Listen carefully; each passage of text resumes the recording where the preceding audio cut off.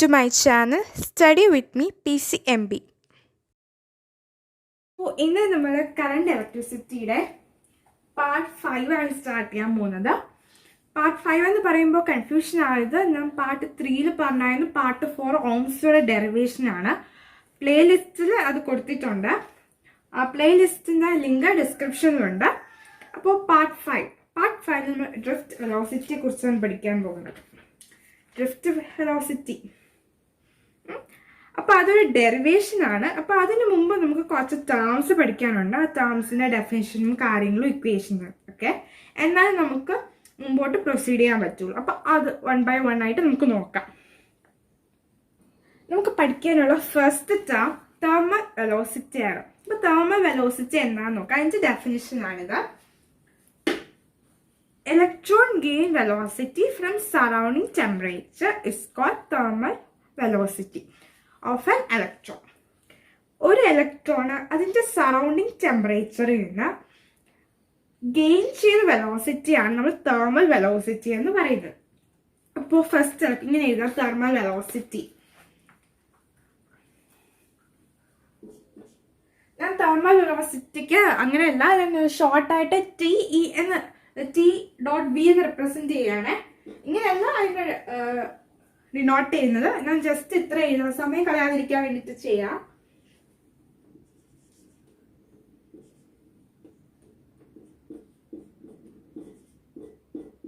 അപ്പോൾ ഈ ഡെഫിനേഷൻ വെച്ച് നമുക്ക് പറയാം, thermal velocity of first electron എന്ന് പറയുന്നത് U1 എന്ന് പറയാം. U ആണ് തെർമൽ വെലോസിറ്റിയുടെ ഡിനോട്ട് ചെയ്യുന്നത്. അങ്ങനെയാണ് തെർമൽ വെലോസിറ്റി നമ്മൾ ഡിനോട്ട് ചെയ്യുന്നത്.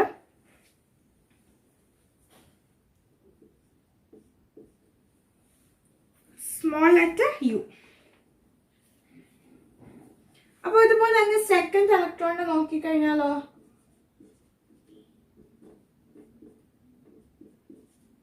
U2. സെക്കൻഡ് ഇലക്ട്രോണിന്റെ തെർമൽ വെലോസിറ്റി നോക്കിയാൽ U2. അതുപോലെ ഇപ്പം n നമ്പേഴ്സ് ഓഫ് ഇലക്ട്രോൺസ്. ഇത് എത്ര നമ്പർ ഇലക്ട്രോൺ, രണ്ട് നമ്പർ ഇലക്ട്രോൺ ആണെങ്കിൽ U2 എന്ന് പറയും. ഇപ്പം n നമ്പേഴ്സ് ആണ്. nth നമ്പർ ഇലക്ട്രോണിന്റെ ആണെങ്കിൽ നമുക്ക് ഇങ്ങനെ എഴുതാമല്ലോ.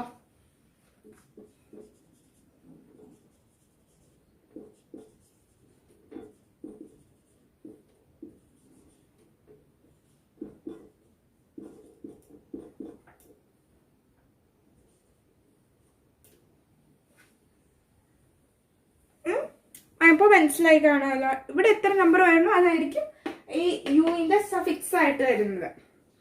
അപ്പോൾ ഈ പല ഇലക്ട്രോൺസിനും തെർമൽ വെലോസിറ്റി ഡിഫറൻസ് ആയിരിക്കും. ഫസ്റ്റ് ഇലക്ട്രോണിന് തെർമൽ വെലോസിറ്റി ആയിരിക്കില്ല സെക്കൻഡില്, അതിൻ്റെ ആയിരിക്കില്ല തേർഡിന്.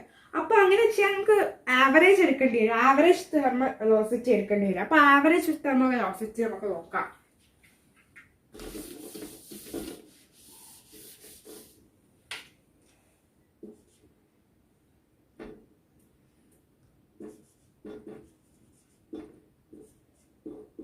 തെർമൽ വെലോസിറ്റി ആണ് ഞാൻ ഇങ്ങനെ ഷോർട്ടായിട്ട് എഴുതുന്നത്, സമയം പോകാതിരിക്കാനാട്ടെ.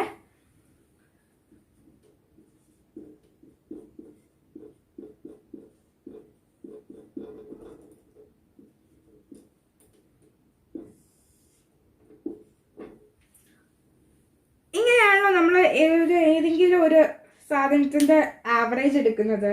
അതായത് ടോട്ടൽ നമ്പർ കംപ്ലീറ്റ് ആയിട്ട് ആഡ് ചെയ്യും, എന്നിട്ട് ഡിവൈഡ് ബൈ എത്ര നമ്പേഴ്സ് ഉണ്ടെന്ന് നോക്കും. ഇവിടെ n നമ്പേഴ്സ് ഉണ്ട്, n ഇലക്ട്രോൺസ് ഉണ്ടെങ്കിൽ ആ n ഇലക്ട്രോൺസിന്റെ ഓരോ ഇൻഡിവിജ്വൽ ആയിട്ടുള്ള ഇലക്ട്രോൺസിന്റെ തെർമൽ വെലോസിറ്റി നമ്മൾ ആഡ് ചെയ്യും. എന്നിട്ട് ആ ടോട്ടൽ നമ്പർ വെച്ച് അത് ഡിവൈഡ് ചെയ്യും. പിന്നെ ഞാൻ കഴിഞ്ഞ വീഡിയോസിലൊക്കെ പറഞ്ഞായിരുന്നു, ഈ ഇലക്ട്രോൺസ് ഇങ്ങനെ ഒരു റാൻഡംലി ആയിരിക്കും മൂവ് ചെയ്തുകൊണ്ടിരിക്കുക, ഒരു പ്രത്യേക ഡയറക്ഷൻ കാണില്ല. അപ്പോൾ അത് കൊളൈഡ് ചെയ്യും, അങ്ങനെ ഡയറക്ഷൻ മാറിക്കൊണ്ടിരിക്കും. അങ്ങനെ അത് 0 ആയിപ്പോവും. അതിൻ്റെ വെലോസിറ്റി 0 ആയിപ്പോവും. അതുപോലെ ഇവിടുത്തെ തെർമൽ വെലോസിറ്റി 0 ആണ്. നോട്ട് ചെയ്ത് വയ്ക്കേണ്ട പോയിന്റാണ്, ഇമ്പോർട്ടൻ്റ് ആണ്.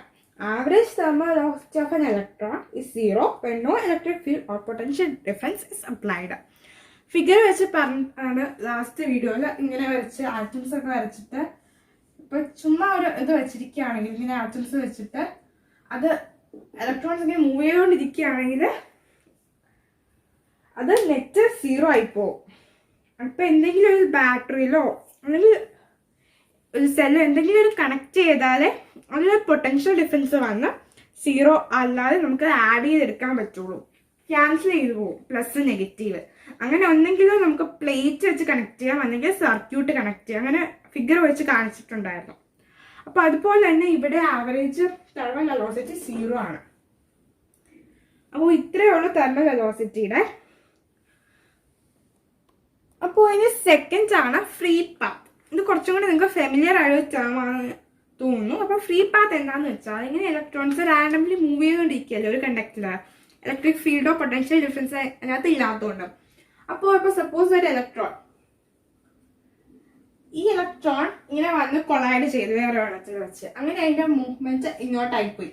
അപ്പൊ ഇവിടെ ഒരു കൊളീഷൻ നടന്നു. അങ്ങനെ അതിന്റെ മൂവ്മെന്റ് വേറെ രീതിയിലായിപ്പോയി.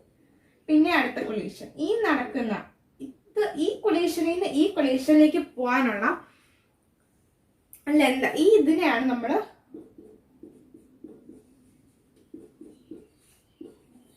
ഫ്രീ പാത്ത് എന്ന് പറയാം. The distance between two collision to take place. പക്ഷെ ഈ ടേമിനേക്കാളും നമുക്ക് ടൈം പീരിയഡ് ആണ് വളരെ important. Time period of a free path അതപ്പോൾ നമുക്ക് നോക്കാം. നെക്സ്റ്റ്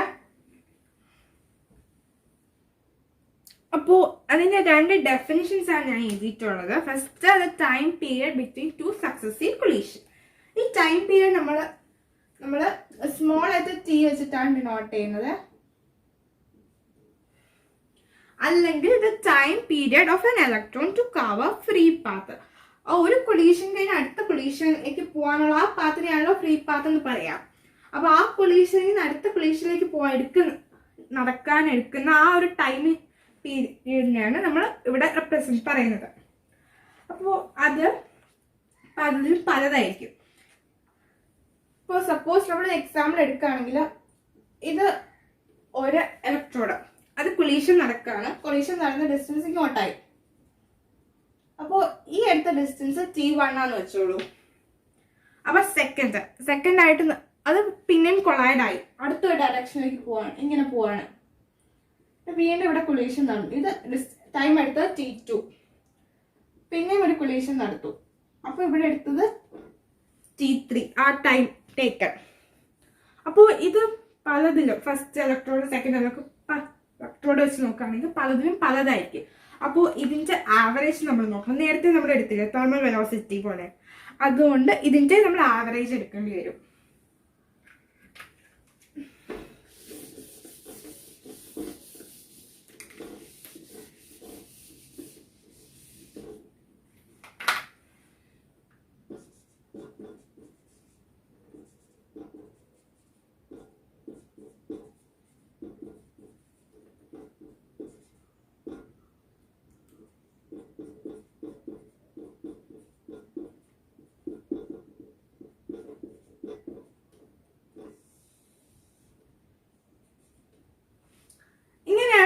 ആവറേജ് എടുക്കുക. T1 plus T2 plus T3 plus etcetera plus Tn divide by n. എത്ര ആണുള്ളത് അത് വെച്ച് ഡിവൈഡ് ചെയ്യുക.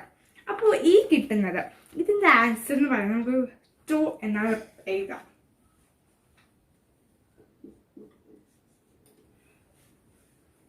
ഇനി പുതിയ ഇത് നമ്മൾ പഠിക്കുകയാണ്. അതാണ് റിലാക്സേഷൻ ടൈം.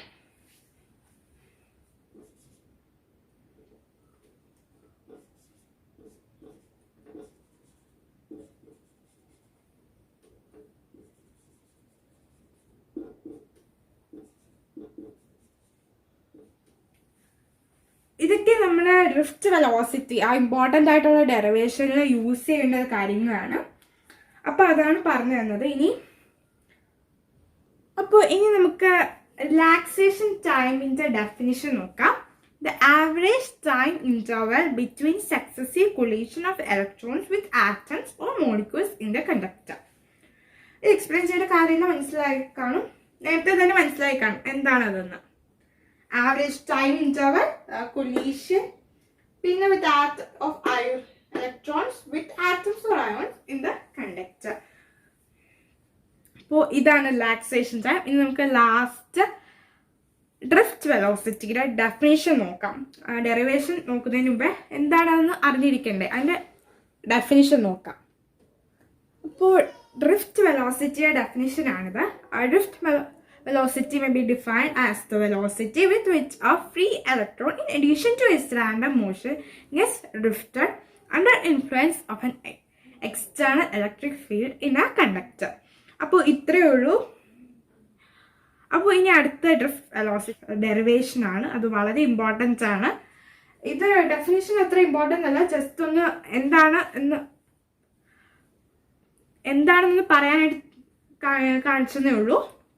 അപ്പോൾ ഇത് പാർട്ടായിട്ട് ഇടില്ല, ഡെഫിനിഷൻ ഇത് പാർട്ടായിട്ടില്ല ഇടില്ല, ഡെറിവേഷൻ സീരീസിലിടും. അത് പക്ഷേ ഇതിൻ്റെ പ്ലേലിസ്റ്റിൽ ഞാൻ ഇടും. അപ്പോൾ ഇത്രയേ ഉള്ളൂ. Thank you.